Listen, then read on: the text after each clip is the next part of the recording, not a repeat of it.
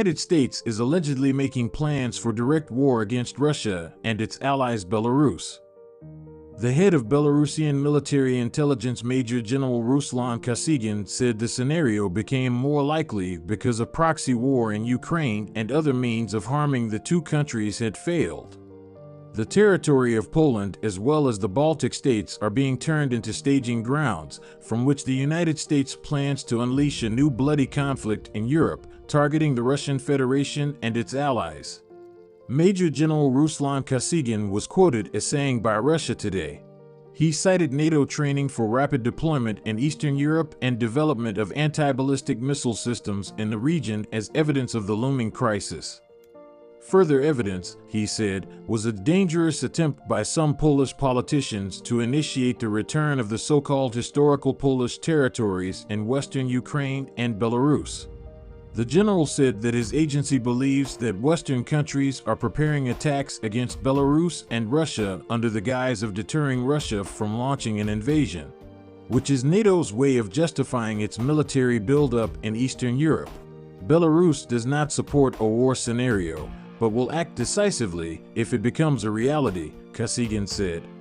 Russia sent troops to Ukraine on February 24th, citing Kiev's failure to implement the Minsk Agreement, which was designed to give the Donetsk and Lugansk regions special status within the Ukrainian state. Unfortunately, similar anti-Russian and recently anti-Belarusian sentiments have been injected in the same way into the minds of the Polish people and the Baltic states, he added. Russia sent troops to Ukraine on February 24th, citing Kiev's failure to implement the Minsk Agreement, which was designed to give the Donetsk and Lugansk regions special status within the Ukrainian state. The protocol, brokered by Germany and France, was first signed in 2014. Former Ukrainian President Petro Poroshenko has since acknowledged that Kiev's main goal was to use the ceasefire to buy time and create a strong armed force. In February 2022, the Kremlin recognized the Donbass Republic as an independent state and demanded that Ukraine formally declare itself a neutral nation that would never join any Western military bloc. Kiev insists the Russian attack was completely unprovoked. As is known, the United States is eager to defend Ukraine by sending aid in the form of the latest weapons. U.S. President Joe Biden poured aid to Ukraine amounting to $1 billion or Rp. 14.815 trillion last June. The funds were donated as military aid to counter the Russian invasion. That's according to Biden's statement, published by the White House Wednesday. He noted that he discussed Russia's military operations in Ukraine with Zelensky.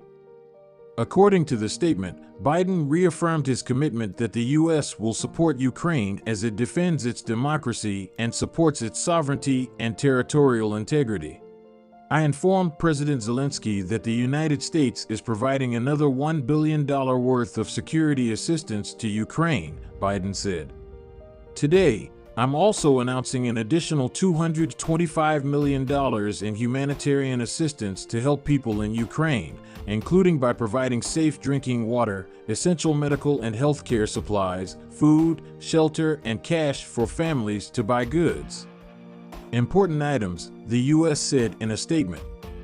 On April 30th, Russian Foreign Minister Sergei Lavrov said in an interview for Xinhua that NATO countries are doing everything to prevent the completion of Russia's special military operations in Ukraine through diplomatic agreements. Russia's top diplomat noted that weapons are being sent to Ukraine in an endless stream. According to Lavrov, this was done under the pretext of fighting the invasion. While in reality the US and the EU intend to fight Russia until the last Ukraine, they are completely indifferent to the fate of Ukraine as an independent subject of international relations.